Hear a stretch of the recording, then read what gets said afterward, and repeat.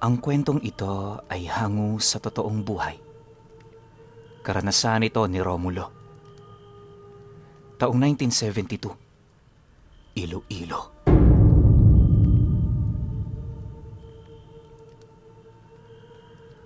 Ganap na alas 5 ng hapon ay mapapansin ng isang lalaking naglalakad na may hawak pang kumpol ng mapupulang rosas.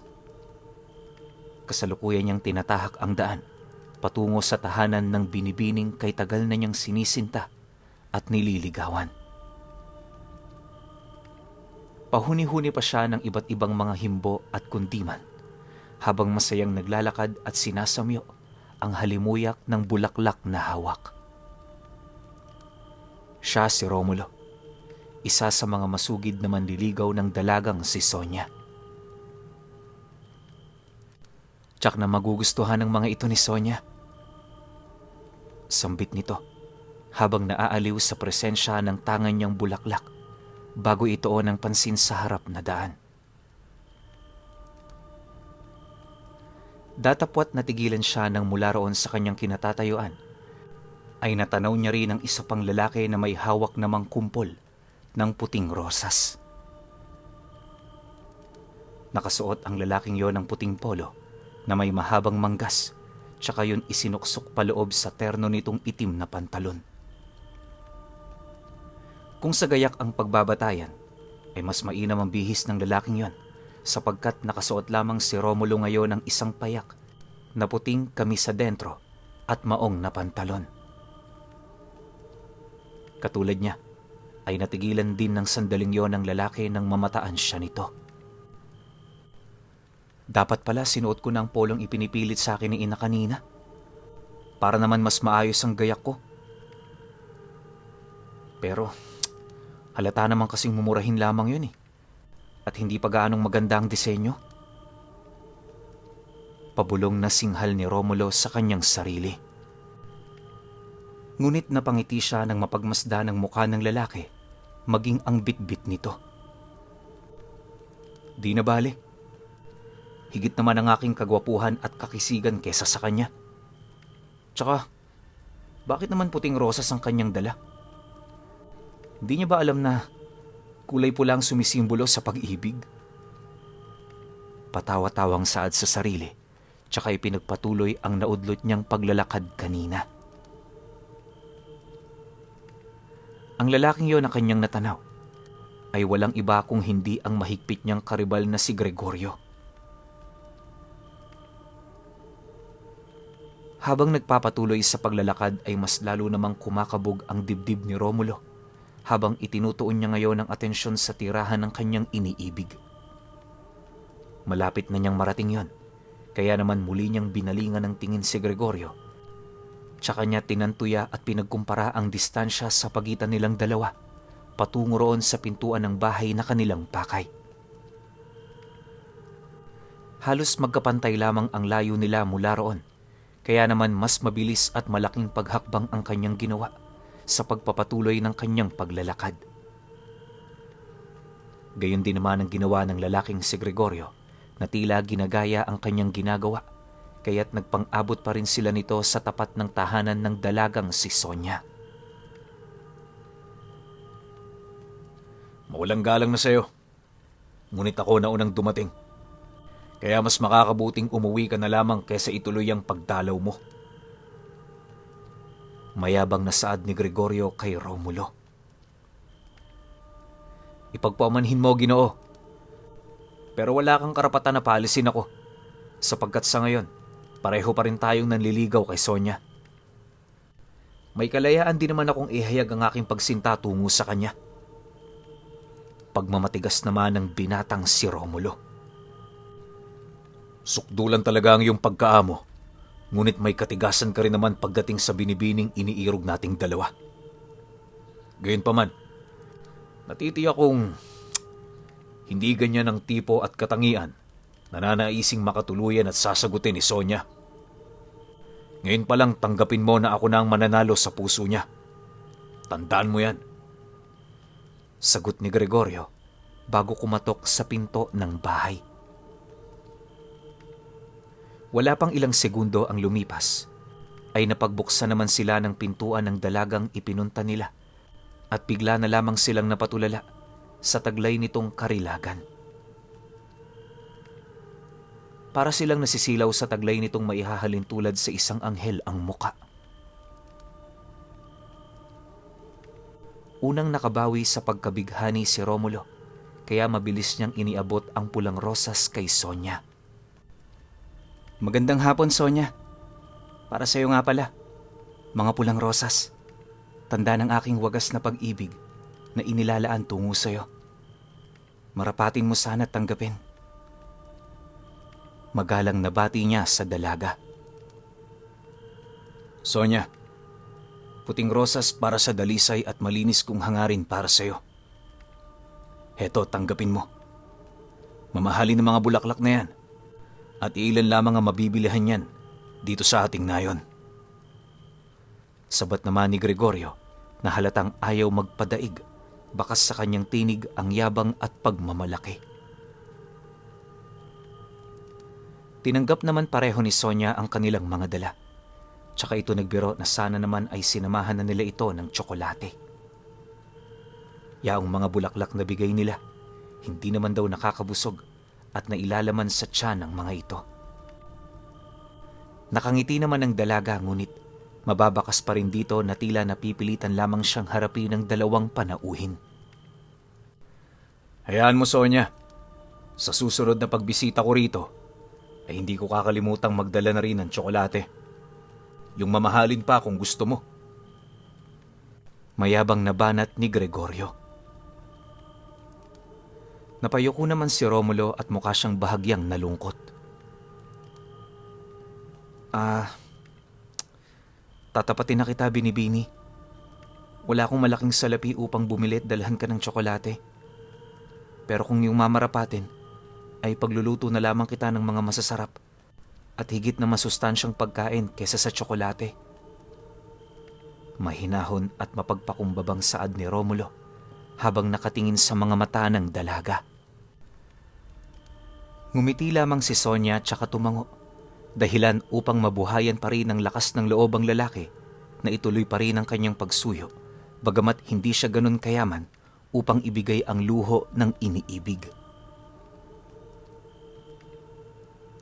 Sinamaan naman siya ng tingin ni Gregorio, nakatabi niya lamang sa upuan.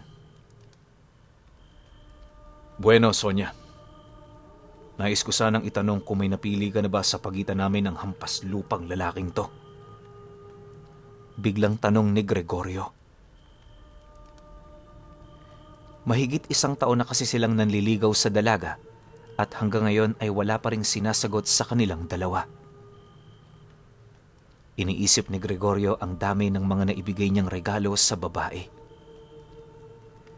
Mamahaling damit, kwintas, singsing, relo, at kung ano-ano pang mga alahas na posible niyang mabili dahil sa taglay niyang yaman.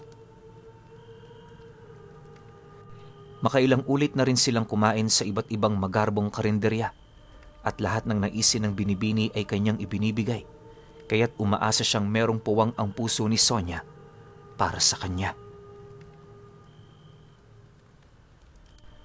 Huwag mo sanang mamasamain, Binibini.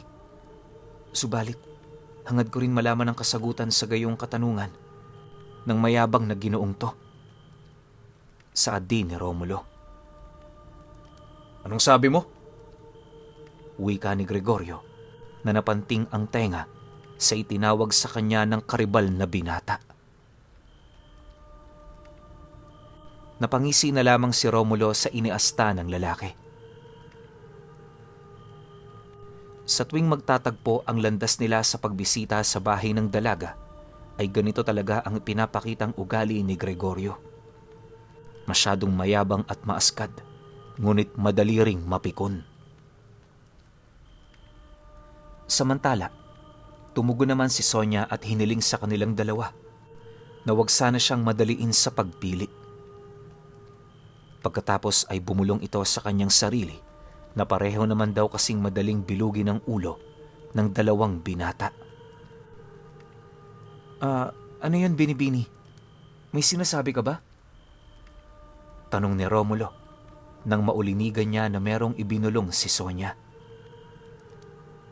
Nataranta ang dalaga, subalit kagad naman siyang nakaisip ng mabulaklak na salitang kanyang sasabihin.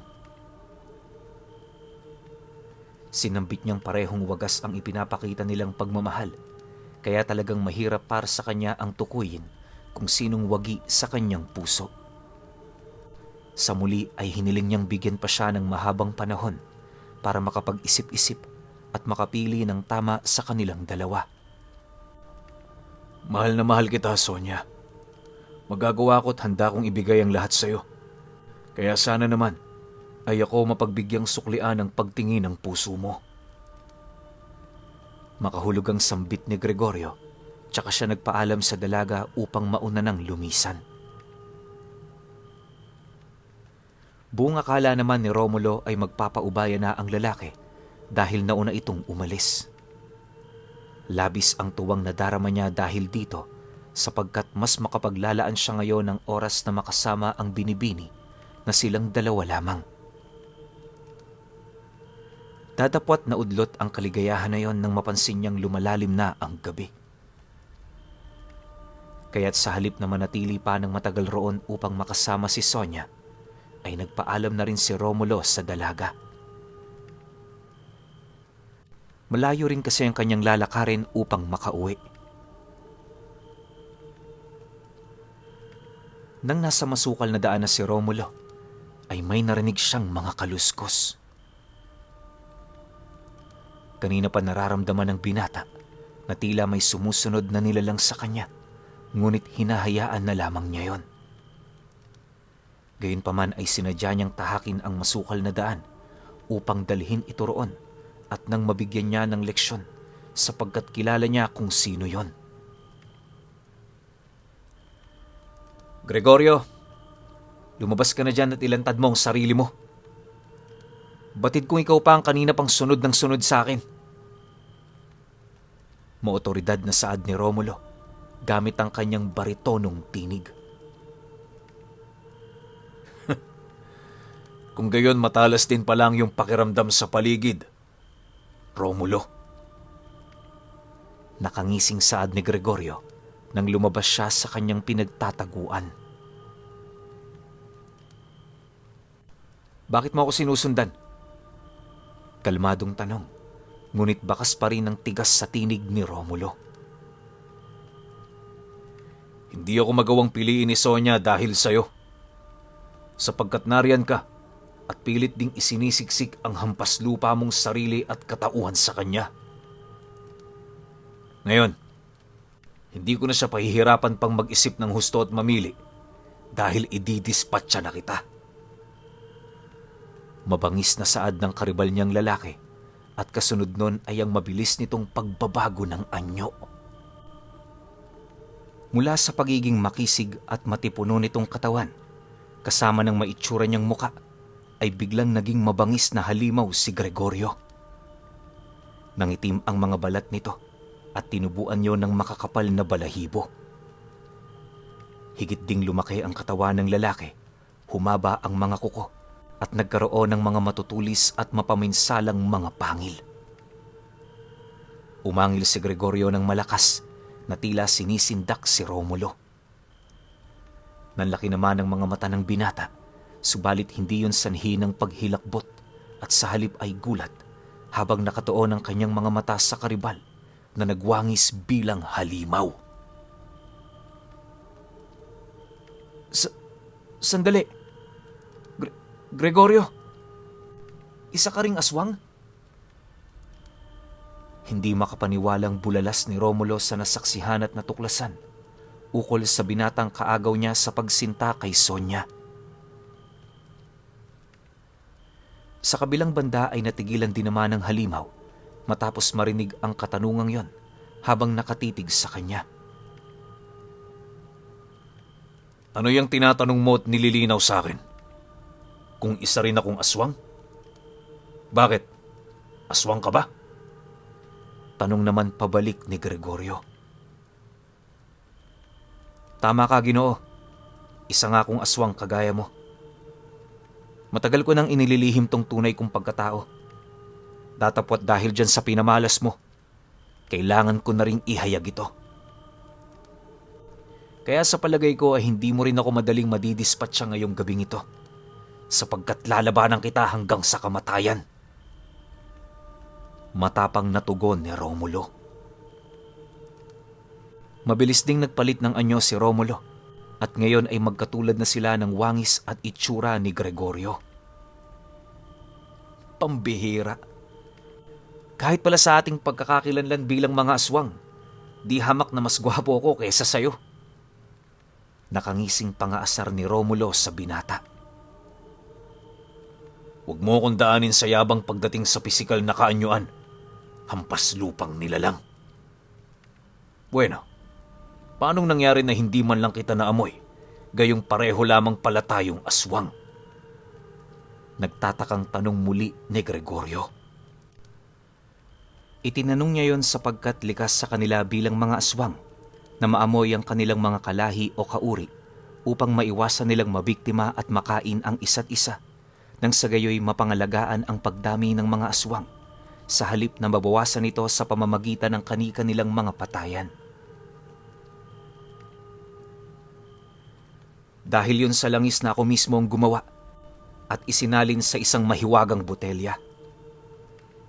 Pinaglaanan ko yun ng mahabang panahon upang matagumpay na maging mabisa na burahin ang aking amoy bilang aswang. Subalit sa kasamaang palad, ay tinanggal din nito ang aking kakayahan na maamoy rin ang aking mga kauri.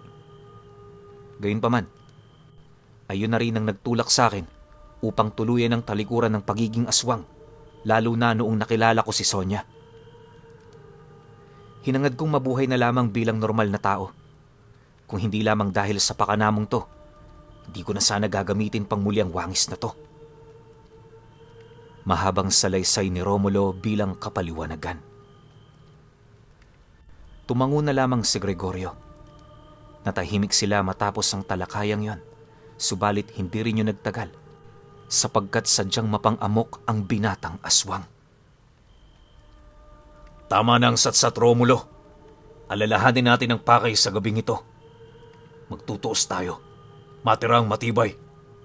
Sino man sa ating dalawang makalabas dito ng ligtas at buhay, siya ang dapat napiliin ni Sonia. Habang ang magagapi naman, ang siyang tuluyang makikipagkita kay kamatayan. Mayabang na hamon ni Gregorio sa makakatunggali. Pumapayag ako. Ngunit gawin natin to hindi lamang alang-alang sa usapan bilang mga lalaki. Ang kasunduang ito na nabuo sa pag-uumpisa ng sagupaan nating dalawa ay nararapat na maisakatuparan bilang pangakong aswang sa aswang. Pagsang-ayon ni Romulo, kasabay ng paglalahad ng kanyang kondisyon sa laban na yon. Ang mga aswang kasi ay hindi maaaring bumili ng pangako at kasunduan. Mahigpit yung ipinagbabawal sa kanilang salinlahi sa anumang tribo o angkan sila ng galing. Sige, subalit para sa ikabubuti mo, ay mas mainam kung sumuko ka na lamang habang may pagkakataon ka pa at ipaubaya mo na lang sa akin si Sonia. Saad ng palalong si Gregorio. Wala nang atrasan to! Pailing-iling nagiit ni Romulo, tsaka mabilis na sinugod ang kalabang halimaw. Nagpambuno at nagtagisan silang dalawa. Lakas sa lakas ang naging labanan. Masyado kang nagmamatigas. Ngunit kahit anong gawin mong paglaban, ay natitiyak kung ako naman ang pipiliin niya. Sapagkat marami na kami napuntahang mga pasyalan, maging mga kainan dito sa ating probinsya. Handa kong ialay ang lahat para sa kanya. Ano man ang kanyang hingin ay maibibigay ko yon. Hindi katulad mo na isa lamang hampas lupa. Singhal ni Gregorio, habang pilit na sinisikap patamaan ng kalmot at sakmal si Romulo. Bahagyang napatras si Romulo mula sa pakikipagbuno dahil sa narinig. Sandali. Tama ba ang pagkakaunawa ko? Humihiling din siya at nagpapabili ng mga bagay-bagay na kanyang natitipuhan mula sa'yo? Paglilinaw ni Romulo. Bingi ka ba? Kakasabi ko lang, hindi ba? Nayayamot na tugon ni Gregorio. Ganon din ang ginagawa niya sa akin sa tuwing magkasama kami, Gregorio. Bulalas muli ni Romulo. Napakunot naman ang noon ni Gregorio sa sinabi ng karibal. Tila kasi meron itong nais iparating sa kanya, ngunit ayaw pang diretsahin ito. Anong gusto mong palabasin? Tanong ngayon ni Gregorio. Hindi ba't aswang ka? Mas matalas ang pandinig nating mga aswang kaysa sa tenga ng mga pangkaraniwang nilalang at tao na nabubuhay rito sa mundong ibabaw. Imposibleng hindi mo narinig ang ibinulong ni Sonia sa kanyang sarili kanina. Sagot ni Romulo.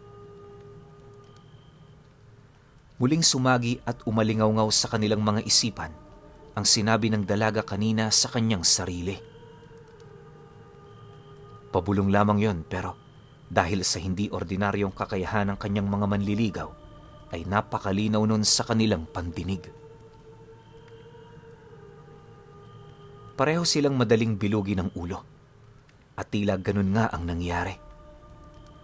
Parang ginagamit lang sila ng binibini upang makuha nito ang kanyang mga nais sa buhay. Sa huli ay hinihingal na nilang itinigil ang kanilang sagupaan sapagkat wala rin namang tinatamaan sa mga suntok, tadyak at kalmot na pinapakawala ng bawat isa. Pagod lamang ang natamo ng dalawang binatang aswang sa labanan nilang wala namang saysay at wala ring patutunguhan. Pabagsak lamang silang umupo at nagpahinga sa ilalim ng puno kung saan tanaw nila ang kabilugan ng buwan na nagbibigay sa kanila ng munting liwanag sa mga sandaling yon. Unti-unti ring bumalik ang natural at pantao nilang anyo nang humupa na ang kanilang mga galit na nararamdaman tungo sa isa't isa. Kung hindi pa tayo maglalaban ng ganito, ay hindi pa natin matatanto na may maling ginagawa sa atin si Sonia. Saad ni Gregorio. Haka-haka pa lamang ang meron tayo, Ginoo. Mas mainam kung matyaga natin siya. At hindi lamang tayong dalawang nangliligaw sa kanya na ginagawa niya ng ganito. Sagot naman ni Romulo. Labis ka talagang formal. Maaari mo namang sambitin na lamang ang aking pangalan na Gregorio. Hindi mo na ako kailangang tawaging Ginoo sapagkat hindi naman nalalayo ang agwat nating edad sa isa't isa. Magpakaswal na lamang tayo, gayong kapwa naman tayong aswang. Singhal na mayabang na binata na ngayon ay tila nakikipagkaibigan na sa dating karibal na si Romulo. Sige ba, kung ayos lang naman sa'yo ang ganun. Nakangising saad naman ni Romulo. May iba tayo. Ano pala ang plano at hakbang ang gagawin natin sa pagmamatsyag kay Sonia? Tanong ni Gregorio. Sabay tayo na laging bumisita sa kanyang tirahan. Magkita tayo sa pangunahing pasukan ng palengke at mula roon ay sabay nating bagtasin ang kanyang bahay. Tugon ni Romulo. Hindi naman tayo araw-araw na dadalaw sa kanya. Paano naging pagmamatsyag yun? Tanong muli ni Gregorio. Lagi rin tayo magbabantay mula rito sa kakahuyan. Matalas din naman ang ating mga paningin. Kaya mula rito ay matatanaw pa rin natin kung sino pa ang mga lumiligaw sa kanya at kung kailan siya umaalis ng bahay. Sagot naman ni Romulo. Nagpatuloy ang kanilang usapan hanggang sa mabuo ang konkreto na kanilang plano. Matapos yun ay sabay na silang naglakad upang umuwi sa kanilang mga tirahan at magpahinga. Kinabukasan ay masusi nilang inumpisahan na maisakatuparan ang kanilang pagmamatsyag. Binantayan nila ang bawat kilos ng dalaga mula sa di kalayuan. Madalas pala itong lumabas ng kanyang bahay at sumama sa iba't ibang lalaki upang makipagtipan at magpabili ng kung ano-anong mga luho. Minsan naman ay dinadalaw nila ito ng sabay at nagpapanggap na nagyayabangan at nag-aaway pa rin sila sa harap nito nang sa gayoy hindi sila pagtakhan at paghinalaan ukol sa kanilang ginagawang pagmamatsyag. Ilang araw lamang ang lumipas ay natuklasan ng dalawang binata ang katotohanang may nobyo na pala si Sonia mula sa kalapit na nayon. Datapwat sa kabila nito ay patuloy pa ring nagpapaunlak ang dalaga ng mga panauhin at manliligaw na kanyang ginagamit para sa pansariling luho at mithiin. Hindi naman yun lingid sa kaalaman ng kasintahan ng dalaga. Sa halip na kagalitan at makaramdam ng paninibugho, ay kinukonsinti pa siya nito. Ang katotohanan yon ang naghudyat sa puso ng dalawang binatang aswang na mapalitan ng puot ang dating pagsintang iniaalay nila ng tapat sa dalaga. Hindi sila makapaniwala na sa tagal ng kanilang panunuyo rito upang maangkin, ay pinaglalaroan lamang sila nito nang hindi man lang nila namamalayan. Kaya't bumuong muli ng plano sina Romulo at Gregorio kung papaano wawakasan ang ganong gawain ng binibini.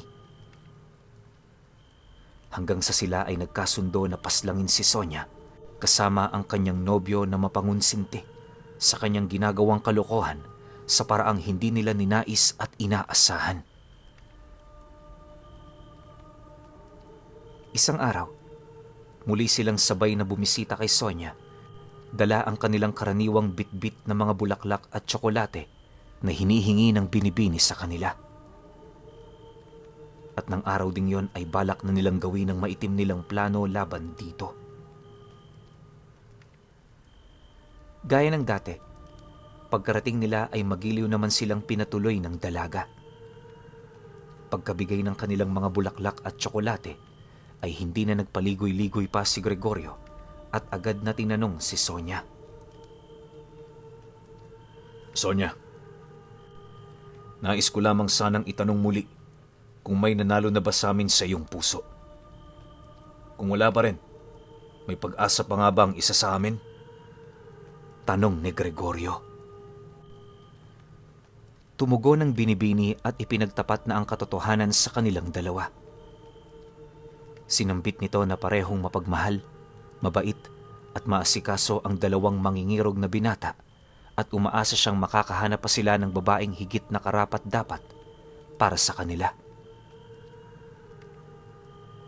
Anong ibig mong sabihin? Wala kang pipiliin na kahit sino man sa aming dalawa ni Gregorio? Tanong ni Romulo. Akala ko ba isa sa amin ang pipiliin mo? Sinabi mong hirap ka pang magpasya, kaya humingi ka pa ng sapat na oras at panahon mula sa aming dalawa. Giit naman ni Gregorio. Napangisi naman ng nakakaloko si Sonia dahil sa sinabi ng dalawang manliligaw. Hudyat yon upang isiwalat nila sa kanila ng nalalaman ang gayong gawain ng dalaga tungo sa iba pang sumisinta ng tapat sa kanya. Kung gayon, niloloko mo lang pala kami at sinasamantala ang kabutihang ipinapakita namin sa'yo. Saad muli ni Romulo. Suminghal naman ang dalaga at nagwikang hindi naman niya ito pinilit o ipinag-utos sa kanila na manatili sa panliligaw. Bukod roon ay mahihirapan talaga siyang mamili dahil wala naman talagang kapili-pili sa kanilang dalawa. Bakit mo pa pinahintulutang magtagal ang aming panunuyo kung sa paningin mo pala ay walang kapili-pili sa aming dalawa? Giit ni Gregorio. Nanatiling tahimik ang dalaga kaya sumabat si Romulo. Dahil madali lamang bilugin ang aming mga ulo, hindi ba? Saad ng binata. Tumugon si Sonia at sinabing sa kanila na nanggaling yon at hindi sa kanya. Sakto namang dumating ang isang batang makisig at halatang yayamanin dahil lubhang formal ang suot nito. Sonia, ipagpaumanhin mo kung nahuli ako ng dating. Sana'y pumayag ka pa ring matuloy ang lakad natin sa araw na ito. Saad ng binatang gwapo. Ngumiti ang binibini tsaka binalingan sa huling pagkakataon ng atensyon ng dalawa. Tsaka niya ipinakilala sa kanila ang binata bilang kanyang nobyo na napiling suklian ng pagtingin. Ayon pa sa kanya ay dapat lamang napiliin ang lalaking yon, sapagkat kaya raw siya nitong buhayin sa marangyang paraan, at ipinagmalaki niya pang sinusundo siya nito gamit ang sarili nitong lumang sasakyan. Tsaka niya tinanong ang dalawa kung meron ba sila nun para sila ang paglaanan ng puso.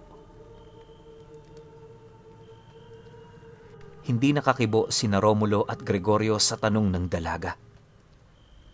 Totoo naman kasing wala silang sasakyan na magagamit sa pag-akyat ng ligaw kay Sonia. Sa katunayan nga, nagkanda utang-utang pa sila para lamang maibigay ang lahat ng luho ang babaeng hindi man lang nila naging nobya.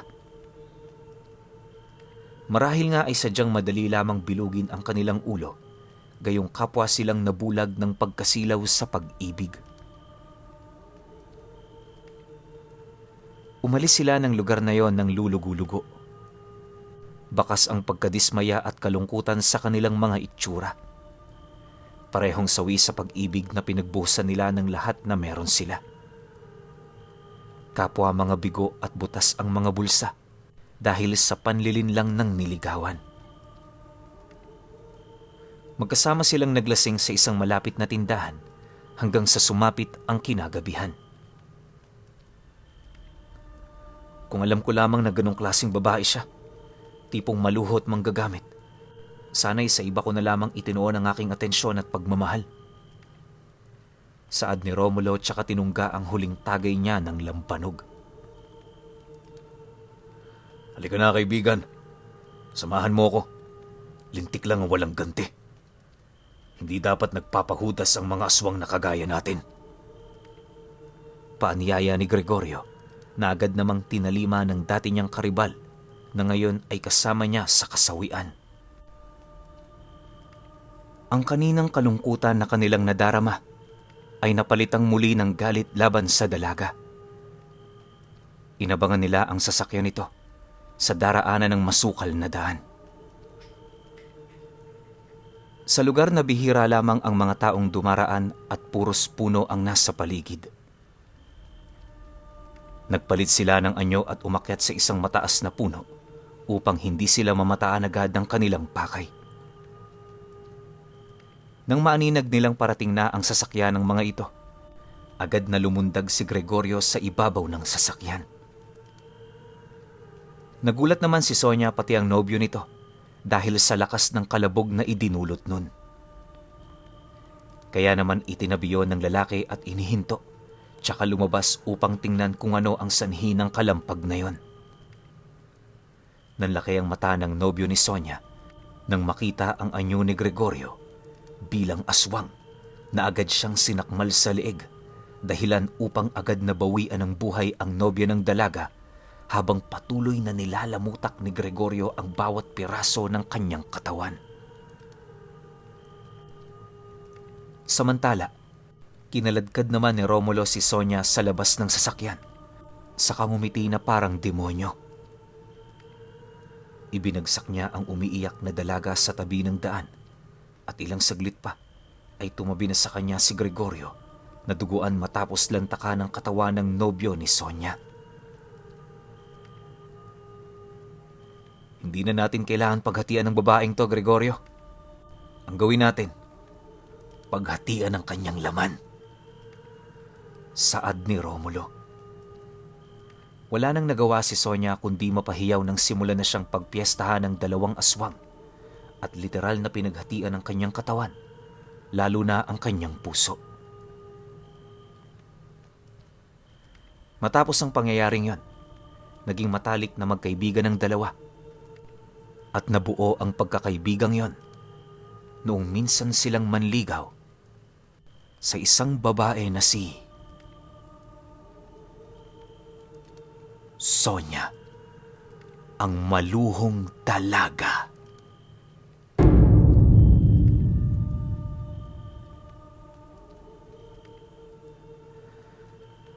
Okay. Opinyon ko sa kwento. Grabe no, sobrang brutal ng kwento na to. Pero kasi hindi naman natin masisisi yung dalawa eh. Totoo at wagas yung pagmamahal nila kay Sonia. Pero bakit kasi kailangan gawin yun ni Sonia? Di ba yung nagpapaligaw pa siya tapos meron pang nobyo? Itong nobyo naman niya, konsentidor. Sa panahon natin ngayon, alam ko nangyayari rin yan. Kaya, hindi ko masabi kasi wala akong masabi sa kwento na to kasi hindi ko naranasan to eh. Pero, yun nga, alam ko masakit to para sa nanliligaw sa babae na alam mong nanalaman mo na merong nobyo tas ilang taon o buwan kang pinaasa. Kasi yung panahon na to, hindi pa naman uso yung mga internet eh. Di ba? So, hindi sila updated sa araw-araw na buhay na ito ni Sonia. Kaya, ang nangyayari siguro, nagta-time management to si Sonia para makapangikil pa o mabigay yung mga luho niya ng iba niyang manliligaw. Pero ang katotohanan nun, meron pala talaga siyang nobyo. Overall, para sa akin, yung kwento na to, nakakalungkot, tsaka napaka-unfair. Pero kayo, kung may opinion kayo sa kwentong ito, comment nyo lang sa baba. Yun lang, hanggang sa susunod na kwento. Salamat.